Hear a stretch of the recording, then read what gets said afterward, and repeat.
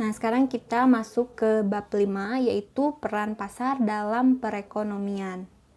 Nah, kita membahas dari pengertian pasar dan peran pasar tersebut ya.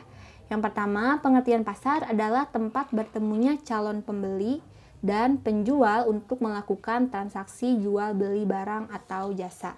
Nah, pasar ini memiliki syarat tersendiri atau syarat terbentuknya pasar.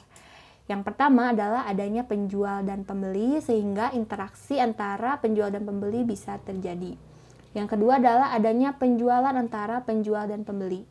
Penjualan ini harus melalui tawar-menawar antara penjual dan pembeli sehingga membentuk harga keseimbangan. Yang ketiga adalah ada barang dan jasa yang diperjualbelikan. Nah, fungsi pasar dalam perekonomian yang pertama adalah sebagai distribusi. Maksudnya adalah memudahkan proses pendistribusian dari produsen ke konsumen. Nah, contohnya saat kita membutuhkan beras, kita tinggal datang saja ke pasar tanpa harus datang langsung ke pabrik pembuatan beras.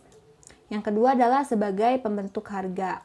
Nah, pembeli yang membutuhkan harga atau jasa itu akan berusaha menawar harga dari penjual, sehingga didapatkan kesepakatan harga antara penjual dan pembeli yang nantinya bisa digunakan sebagai patokan harga untuk waktu yang cukup lama.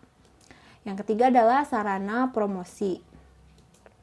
Nah, jadi di sini penjual bisa mempromosikan barang atau jasa yang akan dijual kepada konsumen sehingga barang atau jasanya itu bisa dikenal oleh khalayak ramai. Nah, peran pasar dalam perekonomian untuk produsen ada 3. Yang pertama adalah mencari bahan baku. Nah, di mana produsen mencari bahan bakunya itu di pasar faktor produksi. Yang biasanya faktor produksi itu disediakan oleh rumah tangga konsumen. Yang kedua adalah menjual barang hasil produksinya.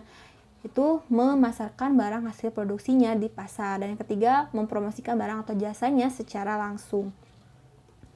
Sedangkan peran pasar bagi konsumen ada 2, yaitu memenuhi kebutuhannya, yaitu kebutuhan sehari-harinya itu bisa dipenuhi di pasar. Yang kedua adalah menawarkan bahan bakunya tadi.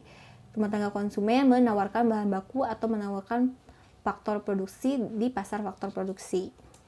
Yang ketiga, peran pasar bagi pemerintah adalah sumber pendapatan. Sumber pendapatan ini itu dari pajak, di mana rumah tangga produsen dan rumah tangga konsumen sama-sama membayar pajak kepada pemerintah sehingga menjadi sumber pendapatan. Nah, selain itu juga pemerintah bisa menjadi pelaku kegiatan ekonomi yaitu melalui BUMN sehingga menjadi sumber pendapatannya tersendiri.